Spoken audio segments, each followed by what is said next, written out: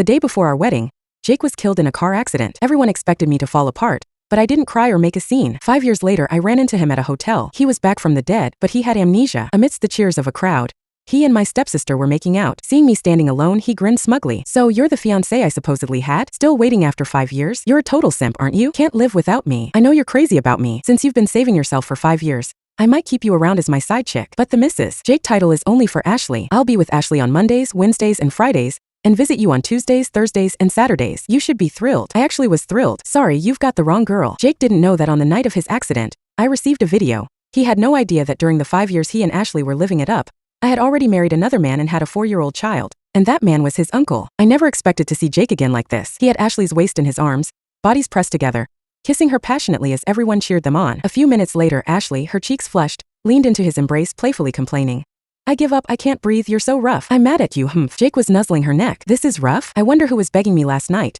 The cheers in the room grew even louder, with everyone calling her sis-in-law and laughing. Ashley pretended to cover his mouth, but she melted into him like she had no bones. Someone joked, "Jake, it's been 5 years. Isn't Evelyn still upset?" Jake leaned back on the sofa, shrugging carelessly. "Upset? Of course she is. I just haven't had enough fun yet. Once Ashley and I get married, I'll magically remember." Everyone knows she loves Jake so much she'd lick the dirt off his shoes. Now that she knows he's alive, she'll probably be like 5 years ago, praying on her knees a million times for Jake's well-being. Haha.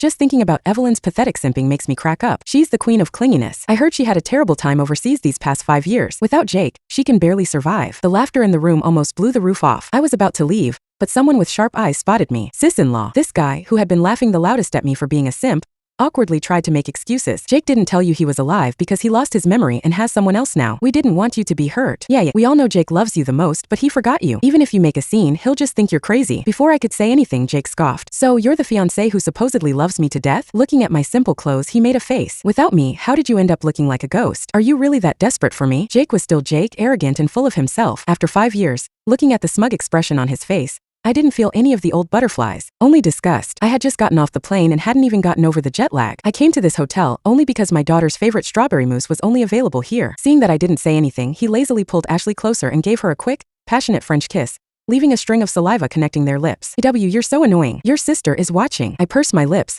feeling physically uncomfortable. Jake misunderstood my expression and was pleased. "What's there to be afraid of? You'll be my missus, Jake, soon. If she still wants to be with me, she'll have to get used to it." He raised an eyebrow at me. "Since you've saved yourself for 5 years, I might keep you around as my side chick. I'll be with Ashley on Mondays, Wednesdays, and Fridays, and visit you on Tuesdays, Thursdays, and Saturdays. On Sundays, you can come to serve us." Everyone immediately chimed in. "See, sis-in-law, Jake lost his memory but still remembers to love you, even giving you 3 days a week." "That's right. Without Jake, look at how you've turned out. You probably spent the last 5 years as a waitress or cleaning toilets overseas, right? Agree quickly. If Jake changes his mind, you won't even get to see him if you beg on your knees." Ashley tightened her grip on Jake's arm, asserting her dominance and looking at me provocatively. "I didn't want this, but Jake only loves me now. I can only apologize for making you be the secret mistress. Who cares about being a mistress? She can't live without me. I could tell her to die, and she'd do it." My heart felt like it had been pricked lightly. 5 years ago, during the car accident, he had used his body as a shield to protect me. As his eyes closed, he held my trembling hand, weakly comforting me. "Don't be scared, sweetie. Your husband is lucky and won't die. Your husband promised to be your guardian forever, so no one can hurt you." Could someone who loved me so much really become a completely different person because of amnesia?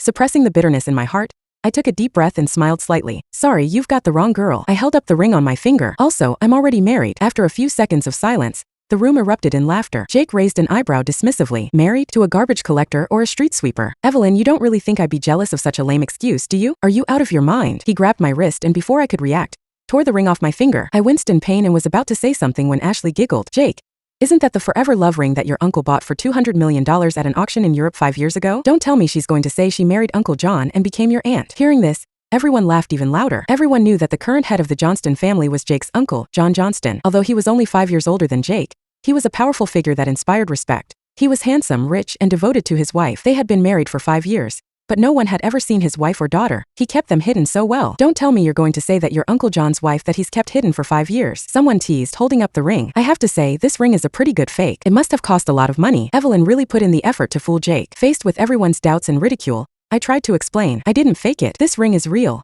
Before I could finish, a slap landed hard on my face. The burning pain instantly exploded on my cheek. "Are you out of your mind? You couldn't pick someone else to scam? Everyone knows Uncle John loves his wife. Why would he want to use women like you that even I don't want? Do you not have a mirror to look at yourself? I hate women who lie to make people jealous. I was blind to have ever liked you. You're pathetic." I covered my face and slowly turned around. Perhaps my gaze was too calm, but Jake suddenly looked guilty and turned away.